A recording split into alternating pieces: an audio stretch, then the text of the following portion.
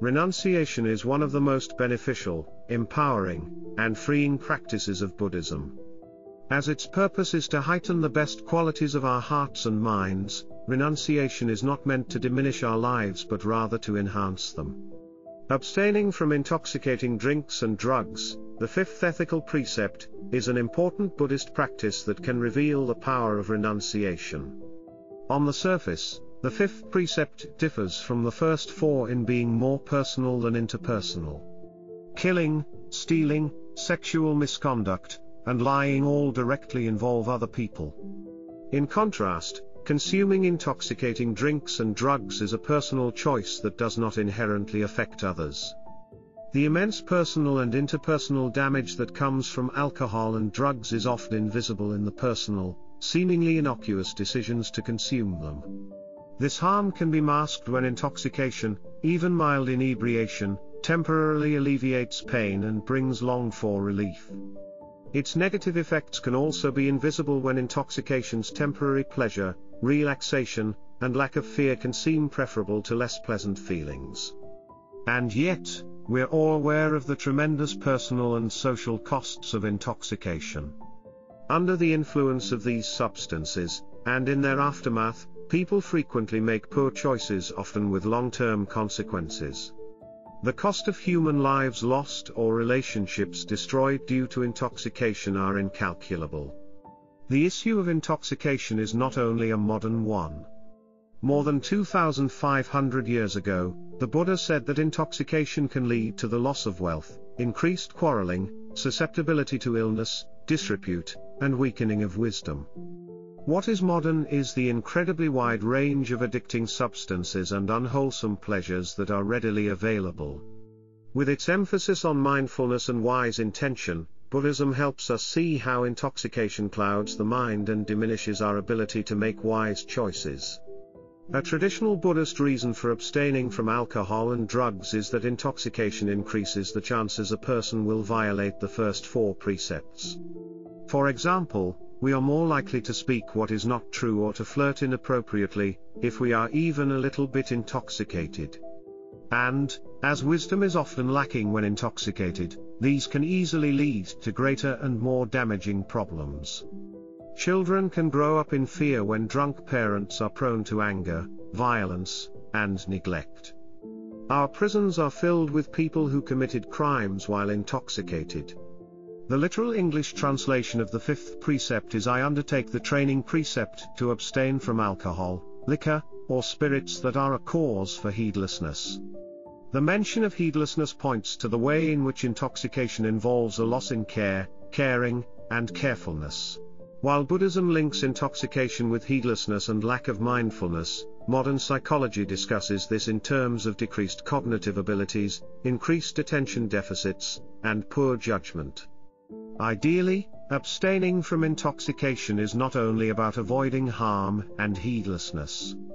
Abstinence can also be motivated by the personal and interpersonal benefits it brings, which can be deeply nourishing. Anytime the desire for intoxicating substances is strong and we refrain from acting on that desire, we strengthen our capacity for renunciation and self-mastery. The stronger the desire, the greater we need to rely on commitment and wisdom to avoid giving in to it. Doing so strengthens us. It also can improve our relationships with family, friends, and others. By refraining from drinking and drugs, we maintain the mental clarity that is essential for mindfulness practice. Furthermore, mindfulness can be increased by staying alert to the ways in which desire for substances can get the upper hand. Restraining these desires strengthens our willpower, a faculty that can free us from all kinds of compulsive desires, not just ones for alcohol or drugs. Abstinence also develops and supports wisdom. Through it we can better understand how the mind works, how it can delude us and how it can heal us.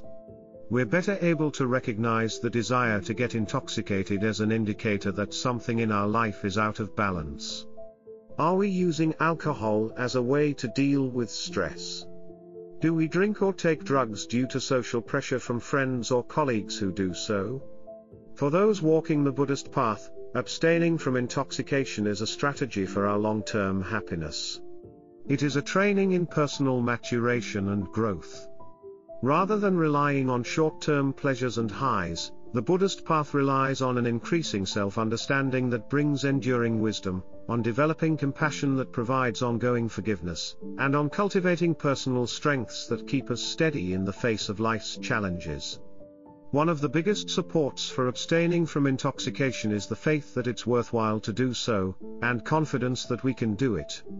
Such faith and confidence grow best in community with people who inspire it in us. To be around others who restrain themselves from drinking or taking drugs can inspire us to do the same. To be accompanied in our efforts by friends and other practitioners means we don't have to rely solely on our own efforts. If we are less likely to consume alcohol or drugs when we have the support of others, making sure we have this support may help us to relax effort that may be too forceful, and thus counterproductive. To have the loving acceptance of community can help us to be more self-compassionate and less moralistically harsh toward ourselves. All too often the regular use of alcohol and drugs ruptures relationships, and with them our own self-worth. Practicing the precepts in a community of other practitioners can be a way to heal this wounded part of ourselves. Practicing with the fifth precept has a lot to do with being truthful with ourselves, which is a very significant form of mindfulness. One way we can know we're being truthful is by having a friend or a community with whom we can tell the truth. If you are using alcohol and drugs and aren't willing to tell this to your friend or community, you're probably not being truthful even to yourself. Done wisely with people who support you, truthfulness is one of the most powerful supports for the fifth precept.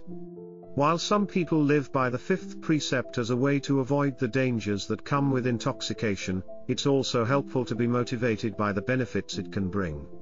Having increased clarity, wisdom, personal freedom, and improved social relations can provide motivation to use every act of renunciation as an opportunity for much more than abstention. Renunciation has the power to bring out the best in us.